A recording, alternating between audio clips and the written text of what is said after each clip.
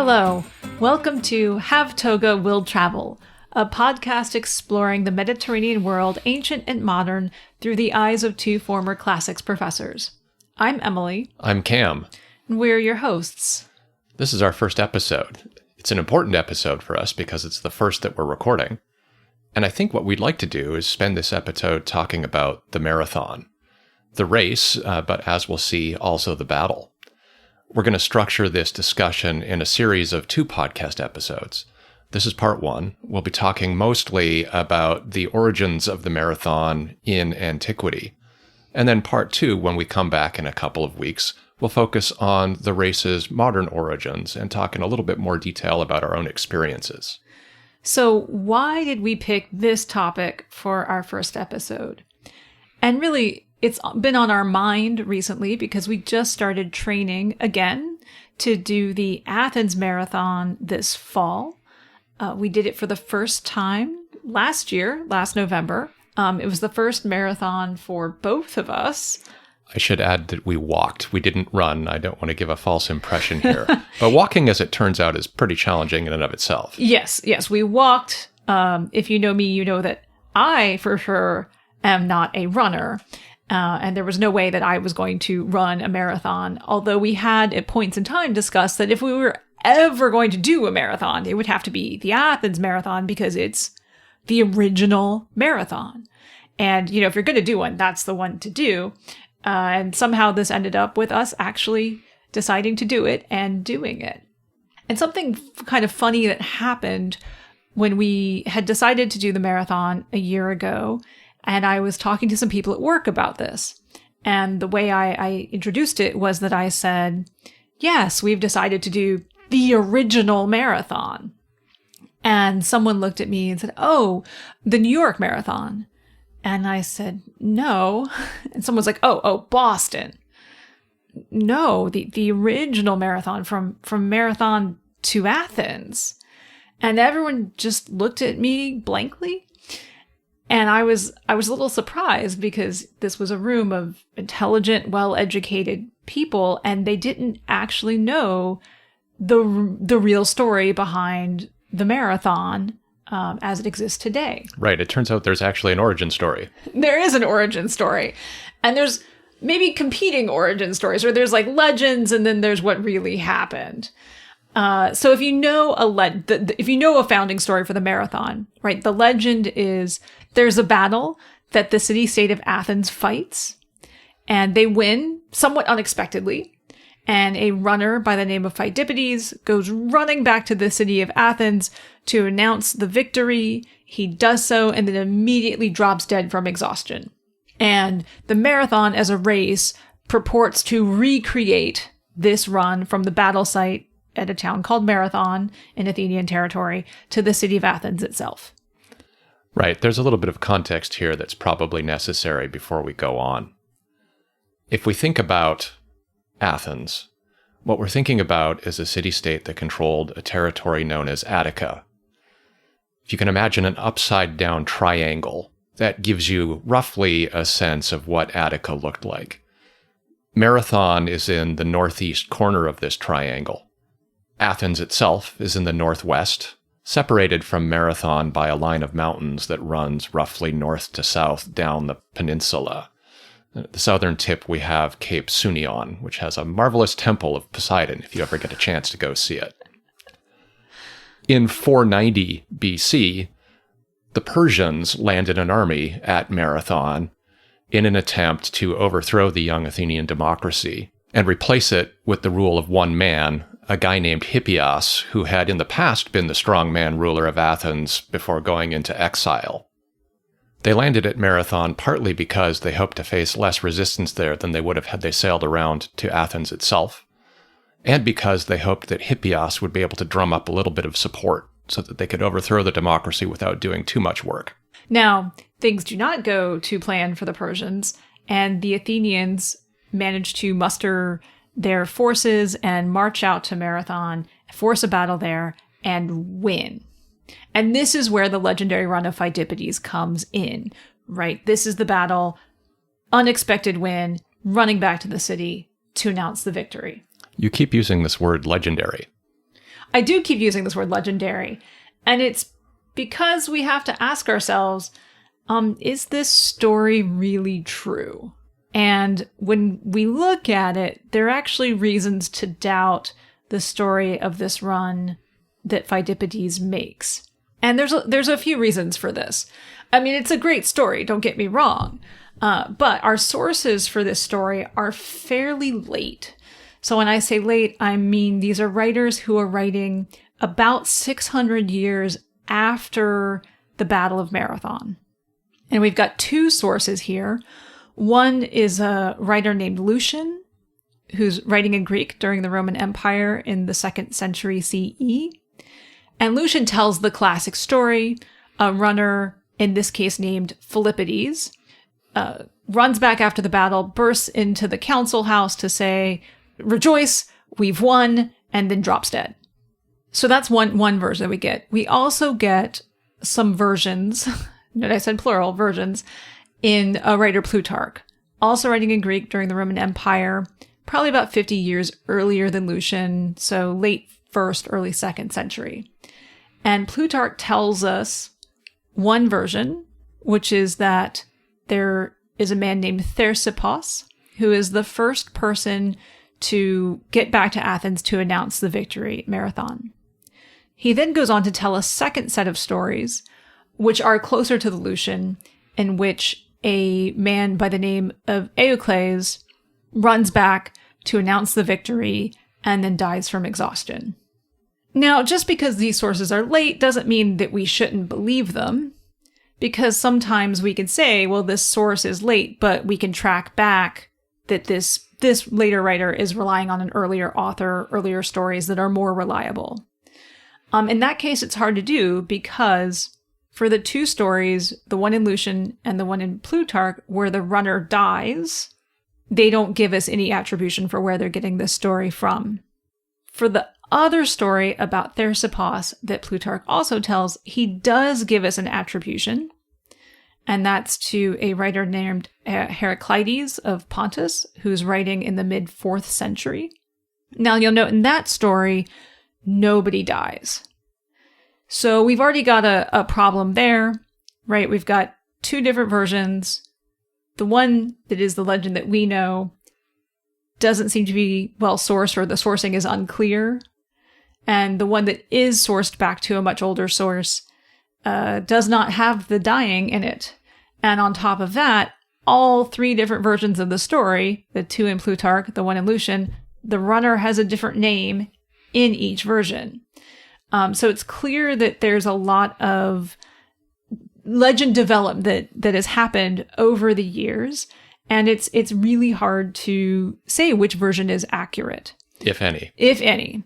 And even the Thersippos story that can get traced back to this 4th century writer, we're still looking at someone who was writing about 150 years after the Battle of Marathon. Now, it just so happens that we do have a writer who was writing during a time when Marathon still was within living memory. Right, that writer is Herodotus. We should probably say a few words about Herodotus, since he's such a major figure. The short version is that Herodotus was an intellectual from Halicarnassus, a Greek city-state on the southwestern coast of what is now Turkey. He's known today usually as the father of history, mostly because his work is the first surviving text that really engages in some good historical analysis. Herodotus is telling the story of conflicts between the Persian Empire and the Greek world between about 550 BC and 480 BC. But in addition to telling the story, he's actually doing the work of trying to understand what the story means. Now, among other things, he talks at some length about the campaign and battle of Marathon. But one of the things he doesn't talk about is a run from Marathon to Athens by Pheidippides or Pheidippides or Thersippos or Aeschylus or anybody else. That omission is a little bit surprising because Herodotus, if nothing else, loved a good story. Yes, he really did. He really does. He'll even tell the story if he thinks it's not true. Right, which he does on several occasions. He'll introduce a story, sort of hedge it a little bit by saying, "No, I'm not entirely sure I believe this," and include it anyway. Yeah. So the fact that he doesn't tell a story about a run from Marathon to Athens, again, it's really striking in this context, especially because he does have a story about a different kind of run tied to the battle at Marathon. The story he tells us is a story about a runner, usually called Pheidippides, who, right after the Persians landed at Marathon, was sent by the Athenians to Sparta to ask for Spartan help. Pheidippides had to run about 150 miles to get to Sparta over some pretty rough paths. We're told that he made it the day after he set out by Athens. He delivered his requests. The Spartans said, "Well, we'd love to come and help, but we can't set out from Sparta until the full moon." Probably because a religious ritual got in the way. Now, the thing is, Herodotus, among other things, uses this story about Pheidippides' run from Athens to Sparta to slip in another really interesting detail. And that's a sub-story about Pheidippides' epiphany along the route. Epiphany, in this case, is not like his brilliant idea, but rather is this manifestation of a god that he encounters.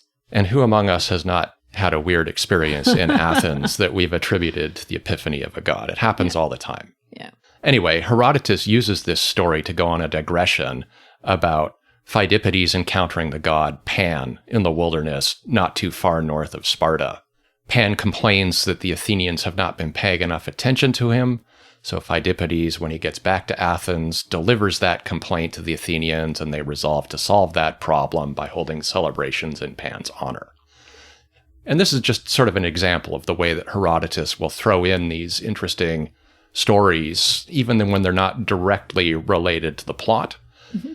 So it's really difficult to imagine why, if he knew about a story of a runner running from Marathon to Athens, bursting into the council house to deliver news and dying, he would not have included it, just because it is so interesting. Yeah, it's the exact kind of story that Herodotus would tell.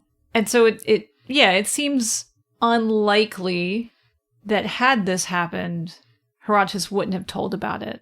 And so the fact that he doesn't tell us about it seems to indicate that this is probably a later legend that develops around the Battle of Marathon. And that raises the question, well, if the story of this run isn't true, why does it come about? And there I think the answer really involves turning and looking at the Battle of Marathon and its significance. Because the Battle of Marathon becomes incredibly fertile ground in its own time for the creation of new legends. And there's really three big reasons why Marathon becomes so important. One, for the Athenians, Marathon is a battle against huge odds. It is a true David and Goliath fight for the Athenians. Two, on top of that, Marathon is an existential battle for the Athenians. And three, Marathon was a battle that the Athenians win more or less on their own. And we're going to talk about all of these reasons a little bit more. But those are the big sort of three reasons that lead to Marathon being such fertile ground for the development of legends. Right, so let's break this down a little bit. And let's start with the point that this was a battle against overwhelming odds. In 490 BCE, Athens was one of several hundred Greek city-states that made up what we think of as the ancient Greek world. It was one of the bigger city-states, but in relative senses, it was pretty small. At most, its citizen male manpower was about 30,000 people, and only about a third of them could afford the kind of armor and weapons they would have needed to fight as frontline infantry in a battle. On top of that, the Athenians, like most other Greeks, did not have a professional military force. The army, such as it was a militia army. All male citizens in time of war were expected to serve the state. They did that bravely. They didn't have a lot of training, especially when it came to marching around long distances and staying together on the battlefield and things like that. On the other side of this fight, you have the Persian Empire. The Persian Empire, at this point in time, is arguably the largest empire the world had seen to that point. It stretched all the way from the Indus Valley in what is now Pakistan, all the way to the western coast of what is now Turkey, what we would call in antiquity Anatolia, so all the way to the Aegean Sea. This is huge. It encompasses a population of millions of people. And the army that would have landed at Marathon would have represented some of the diversity of the Persian Empire, albeit the army that lands is an expeditionary force, so it's not the full force of the Persian army, but it still would have been substantially larger than what Athens could field.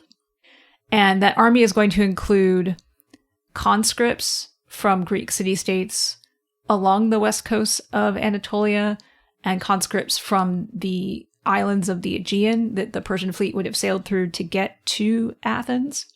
However, the core of the Persian army would have been made up of Persians, and here we're thinking about something that is more like a semi-professional army at its core. So the Persians are larger, they have more manpower, and they are better trained than the Athenian forces. So not only is this a battle against overwhelming odds for the Athenians, it's also a battle in which the stakes really are existential. The ruler of the Persian Empire, Darius, had launched the whole expedition because, from his perspective, the Athenians were rebels who needed to be punished. There's a bit of a backstory here. The very short version is that 16 or 17 years before the battle, let's say 507 BC, the Athenians, having just established their democracy, were desperately in need of powerful friends and allies because they feared attack from some of their neighbors. So the Athenians sent ambassadors to the strongest power in the world, the Persian Empire, to ask for help. Herodotus tells us that the Athenian ambassadors showed up in a place called Sardis in what is now Western Turkey, at that point the Persian administrative capital in the Western Empire. There they had a conversation with Darius's brother, Artaphernes, and they asked for an alliance. Artaphernes responded basically by pointing out that the Persians didn't do alliances. They extended protection. Nothing gangster about that. Nothing gangster about it at all. And he told the Athenians that he was perfectly happy to extend the protection of the Persians to them if only they would submit themselves to Darius and recognize Darius's supremacy. The Athenians, put in a bit of a bind, did this, and so from the Persian perspective, they became subjects of the Persian Empire. This got them into trouble pretty quickly. A few years later, in 499, a whole bunch of Greek city-states on the western coast of Anatolia that were subject to the Persian Empire rose up in revolt. The Athenians sent help, and the force they sent participated in the sack of Sardis, the administrative capital in the Western Persian Empire. We're told by Herodotus that when news was brought to Darius that Sardis had been sacked by the Athenians, the first question out of his mouth is, "Who are the Athenians?" Once his people sort of explained the situation, though, we're told Darius got really, really angry and promised that he would punish them. So this expedition of 490 is really Darius wrapping up the final stages of this revolt by punishing his rebel subjects, the Athenians, who had participated in this wider revolt. Yeah, and so at best, even if the Athenians were like, yeah, sure, Darius, whatever you want, we won't fight you, the best they could hope for out of that was that Darius was going to come in and install a strongman ruler who would rule the city for Darius, be a good subservient king who would yield to Darius's power. And Athens at this point in time is a fledgling democracy. So this means that their whole system of government is going to get overthrown for a strongman ruler. And in this case, the ruler that Darius is going to put in place is this figure Hippias, who had already been a strongman autocrat in Athens and had gone into exile, was not well liked, and the Athenians absolutely did not want this person back in any way, shape, or form in their city, let alone ruling it. So this is the best case outcome of this scenario if Athens yields to Persia here. Now, Athens makes the bigger gamble in that they resist. Now, resistance, if they lose, means not only is Hippias getting installed, but a lot of Athenians are going to face death or enslavement as a result of that. And so the big gamble here is that they can resist and win, save their democracy, and prevent the death, enslavement of their people, and prevent the reinstallation of Hippias in an autocratic government. And the final reason Marathon comes to exercise such a strong place in the Athenian imagination is the fact that they won this battle, this existential battle against overwhelming odds, more or less on their own. They did have help from an allied city-state, a tiny little place called Plataea to the north of Attica. That said, Plataea, because it was such a small place, could only send a few hundred soldiers in support of the Athenians. They had also asked for support from the Spartans, but as we've already discussed, the Spartans had to delay marching out because some religious ritual interfered with their ability to come to Athens before the full moon. And what that meant in practice is that when the Athenians won the battle at Marathon, they really did so on their own. And this was an important moment. Right? The victory belonged not just to a small elite of the richest Athenian citizens. It really was a victory on the part of the democracy, because this army that had set out from Athens included people from all walks of life, including those who could afford expensive armor, expensive weapons, but also those who just went out with whatever they could grab, a couple of javelins, their sling, maybe some sticks and rocks. I feel like there's got to be a pitchfork or the equivalent in there too. Peasant equipment, basically. Yeah. And so the result of all of this is that Marathon very quickly claims a lot of power over Athenian imagination and more broadly even over Greek imagination, because a lot of the literature that survives from antiquity and that was around in antiquity is coming from Athenian sources. And so this legend grows exponentially as a result of that. But that's not to say that it wasn't legendary in its own time. So this is, if we can imagine an equivalent, it's roughly the equivalent of World War II and saying that you stormed the beaches at Normandy, right? That you fought at D-Day. It has that import and weight and significance behind it. And it's so important that they actually coin a term for people who fought at Marathon, the marathonomachoi. And this was a great point of pride if you could say, I am a marathonomachos. I fought at Marathon. And just as an example of this, the playwright Aeschylus, the Greek tragedian, one of the great playwrights of antiquity, when he dies, the only thing he wants in his epitaph on his tombstone is that he fought at Marathon. Right. We'll ignore the fact that he had a 50-year-long career which involved winning over and over various dramatic competitions at Athens. Yes. The only thing he thinks is important in what he did, or the most important thing that he thinks he did in his life, was that he fought at Marathon. And not only that, he actually has a brother who dies in the fighting at Marathon. I think he's a little bit jealous here. That his brother got to die at Marathon? His brother got all the glory for being one of the people killed at Marathon. And we get some other stories from Marathon that I think get exaggerated fairly quickly. There's a story that Herodotus tells that the Athenian army charged at a run for a full mile to engage in the battle. Probably didn't actually happen that way. That's probably an exaggeration. The fish was this big. And so it's easy to see how the story of this run, of Pheidippides' run to announce the victory, really fits into the larger myth-making and legend-telling that happens around the Battle of Marathon. And I think we could probably put that story of the run in this category of legends that develop around Marathon, because Marathon is so significant in the Athenian mind.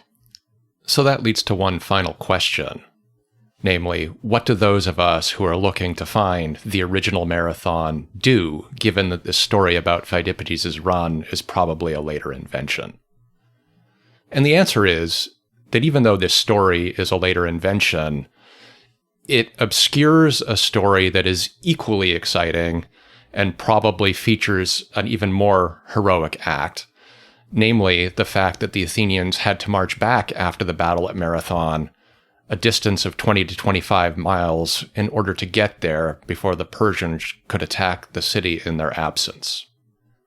Although Herodotus stresses that the Athenians won a really decisive victory at Marathon, it's clear from what happened next that the Persian army was still intact enough that its commanders could consider sailing around that triangle we discussed earlier, rounding Cape Sunion, and landing forces at Athens while the city was undefended. So the Athenians found themselves in the really horrible position of having to make a 20 to 25 mile march at the double back to Athens to try to get there before the Persian army did. And they've got about 24 to 36 hours. That's about, we guess, how long it would take the Persian fleet to get around the tip of Attica. And you might say, okay, this isn't a big deal. People complete marathons in, a few hours. So this shouldn't be that tough for the Athenian army to get back. But we have to keep in mind that the conditions for the Athenians were really not great and considerably worse than you might face in your average marathon today. That's right. And, for one thing, they had just fought a battle that was exhausting, both physically and psychologically. What Herodotus tells us is that the Persian and Athenian armies faced off against each other at Marathon for a few days because neither one was willing to really force an engagement. Eventually, the Athenians decided a battle was going to be necessary if they wanted to drive the Persians off, so they got up early one morning and advanced out into the Marathon plain. Now, they had to advance probably a minimum of 2 miles, maybe as much as 4 or 5, before they were in contact with the Persian army. That's a lot of walking to do when you're fully kitted out for battle and when you're stressed out about what's to come, especially since at a certain point the Athenians could see the Persian army forming up across from them. After advancing those 2 to 4 miles, they then found it necessary to charge for at least a few hundred yards.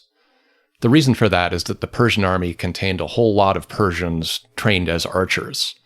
So as the Athenian army started to draw closer to the Persian line, there was a point at which the arrows would start to fly in thick and fast.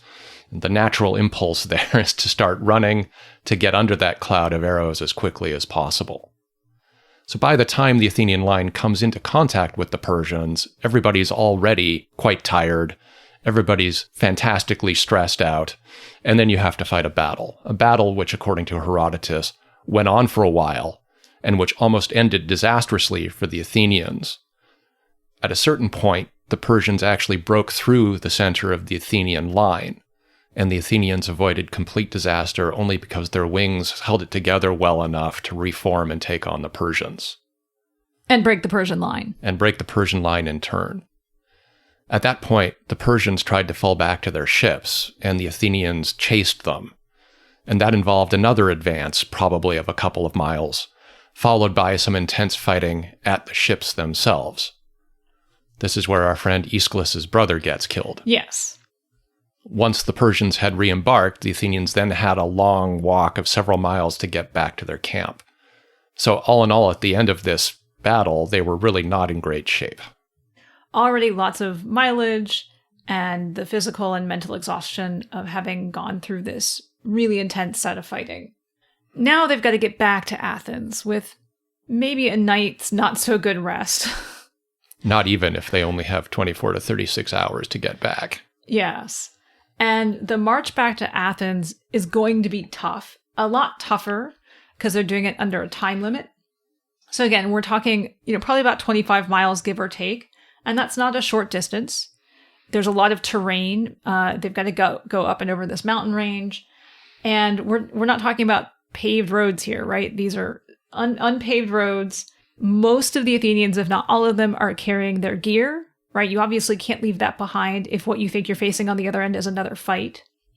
Now, that said, some of the wealthier Athenians would not have been lugging their own gear. They would have had enslaved attendants or possibly horses that would be carrying the gear for them. But nonetheless, those attendants have to do the walk with all this gear, even if the wealthy Athenians are not, and most of the Athenians are probably just carrying their own stuff. On top of that, it's going to be hot. We are talking about late August or early September.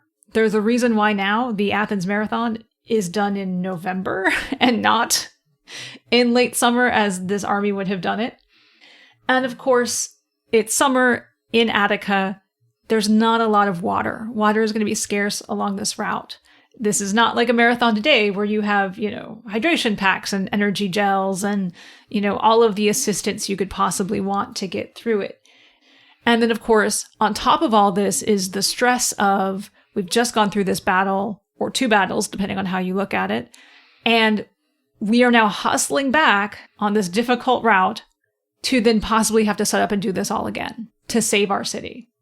Now, in spite of all that physical and psychological hardship, the Athenians actually did make it back in time. They pushed themselves to do it. They crossed over the mountains between Marathon and Athens itself, and they took up a position just south of the city of Athens where they could guard the main port of Athens at Phaleron. When the Persian fleet arrived, probably within only a couple of hours of the Athenians themselves, they could see that the Athenians had occupied a new position, and the Persian commanders decided not to test their luck by attempting to force a landing, and the city, hooray, was saved. And in many ways, when you think about it, right, this march back by the army to save their city is a lot more dramatic and a lot more meaningful than the legend that we get around this run of Pheidippides. And so this is one of the things that really stuck with us when we did the marathon last year.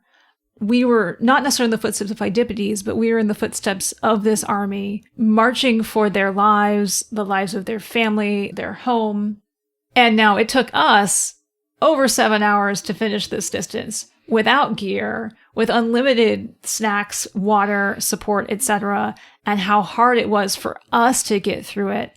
And we could only imagine how much harder it was for those men 2,500 years ago to accomplish the same thing under much, much harder circumstances. Now, next time, we are going to talk a little bit more about what our experience doing this marathon was like, and a little bit more about how the marathon as an athletic event actually comes to exist beyond this legend of Pheidippides that people know. So that's all for today. I'm Emily. I'm Cam. This has been Have Toga Will Travel. Subscribe to our show wherever you get your favorite podcasts, and follow us at havetogawilltravel.com or on all the socials. Thanks for listening, everybody, and we'll see you next time.